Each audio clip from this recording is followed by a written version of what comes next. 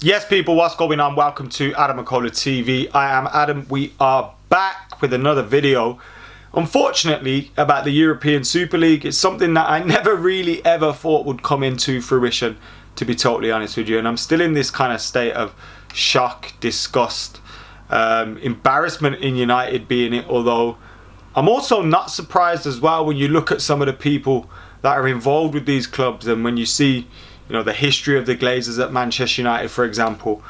It doesn't surprise you that they would be involved in this kind of power and cash grab that we are seeing at play here. If you missed out what the European Super League is and all those kind of things, I'm not going to go into the final details in this video. So pause this, go and check out the other video that we did on the channel.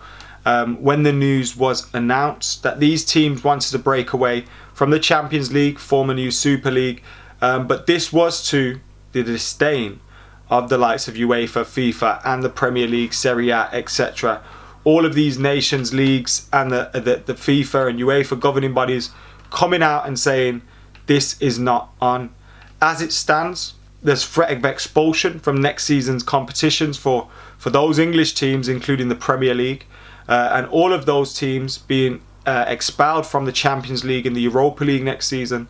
Although there were threats that they could be kicked out of this season's competitions, the ESPN are currently reporting that that is unlikely to be the case. But as it stands, with the threats that are in the air, and things can change very, very quickly, we know that. But as it stands, we're not going to be in the Premier League or the Champions League next season because of this decision to be in the European Super League. Now, like I said, personally, a mixture of emotions: disappointment, sadness, confusion, surprise, not surprised. And it's really annoying here when you hear about Manchester United's name being used, or Liverpool's name, or Real Madrid, or these great footballing institutions. When you hear of those names being used, you're not hearing the opinion of the fans. You're not hearing the opinion of the players, the manager. You're not hearing the opinions of that club and those. You're hearing the opinions of the likes of John W. Henry, the likes of the Glazers, the likes of Florentino Perez and the board at Real Madrid. That's what you're hearing the opinion of. Money men. People that have no care for the sport. Now, Florentino Perez has come out and said this is to save football and this, that and the other. It's not to save football. This could ruin football.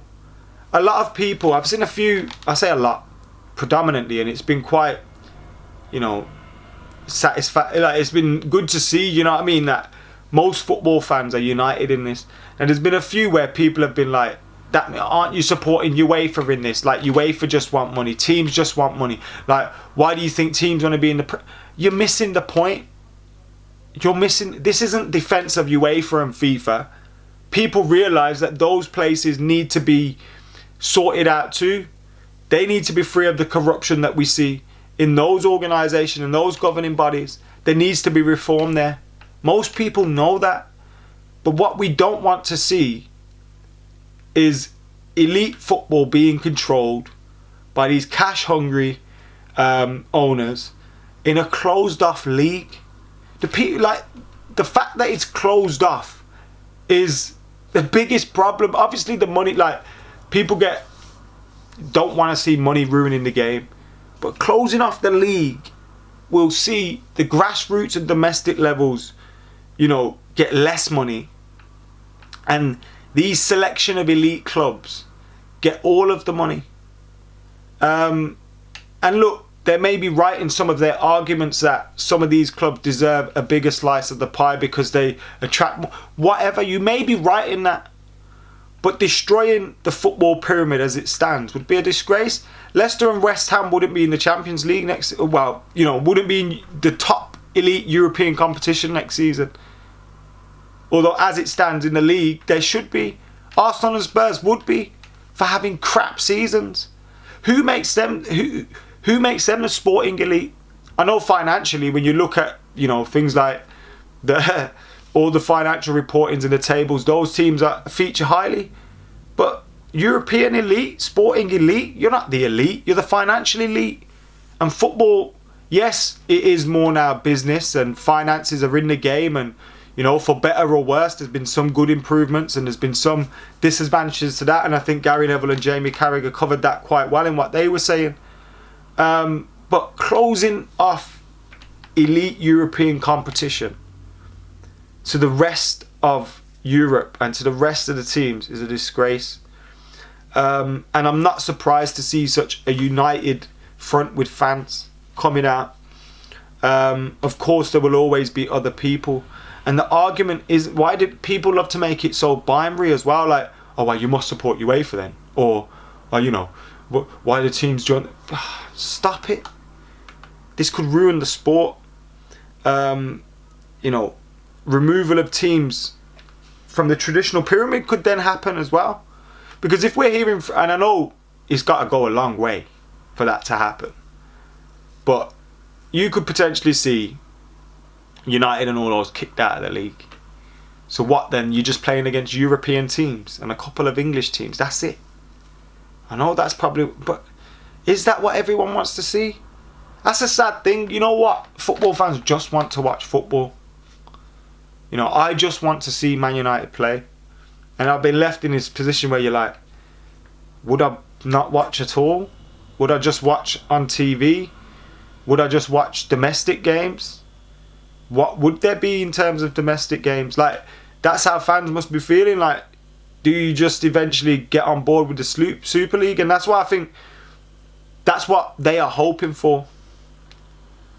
And we as fans need to stay together at the moment. And hopefully we'll share it on Stretford Paddock and on my channel and anywhere else. If there's any protests coming up, we've got some people from like different fan groups going to hopefully appear on the channel. Or at least, you know, give us their thoughts to the channel, and we will, if there's anyone we can amplify in terms of protests, we will do that, and we will hopefully come together to figure something else over the coming days and weeks, and we'll share that, and I expect that to happen between most fan bases. You know, when you hear of MUST, who are the Manchester United Supporters Trust, and various other supporters trusts, you know, having meetings and meeting with people from the government, etc. Hopefully we see some sort of action towards this, and I believe the fans can stop it. And I also believe, look, players and managers are fans too, and they can stop it. And we have seen players and fans coming out. You know, Klopp come out and said he disagreed with it. He had a weird pop at Gary Neville, which I thought was strange, but it was good to hear him come out against it, you know, saying he doesn't like it. Pep says it's not a sport if losing doesn't matter. Bruno Fernandes posted saying dreams money can't buy, and Rashford posted football without fans is nothing, and they're clearly against this proposal. But will we see that turn into something else? Remains to be seen. We've also seen action from a couple of captains too. There were reports today that Harry Maguire confronted Ed Woodward over their anger at the decision and not being informed, and leaving Solskjaer out in the lurch as well to answer questions on the evening of the decision after the game. And it's great to hear that Harry Maguire, who's probably speaking for the dressing room, is speaking out and standing up and taking part in that. And it was also great to hear Jordan Henderson has called a meeting of all Premier League captains as well. All Premier League captains, not just those that are in the Super League, all of them. So maybe we will see some form of action from the players and stuff. That could be massive. You know, the government getting involved, I'm sceptical about their intentions. You know, they'll probably take a backhander and then be all for it. But it's good to hear government are lobbying for support as well. Meeting with fan groups, you know, it's good to hear these captains are meeting. It's good to see posts like what we're seeing, and I think we just need to keep the energy up, because as I said earlier, they're hoping for us to just eventually accept it, but if we can keep it going, keep the momentum going, and show that fans, players, managers, everyone's against it, then hopefully we can stop it, because those are the most important people in the game. And yes, we know money is important, and we know money is more involved in the game. And the game does need some reform at some levels, but this isn't it. Giving more power to John W. Henry, the Glazers, you know, Daniel Levy, Roman Abramovich, all those people, the city owners, you know, Barca, like, that ain't it. That is not it. So over the coming days and weeks, going to be very interesting. At the moment, I'm feeling very hopeful. But let us know your thoughts in the comments below. Make sure you're keeping it like, comment, share and subscribe. I'll be back soon.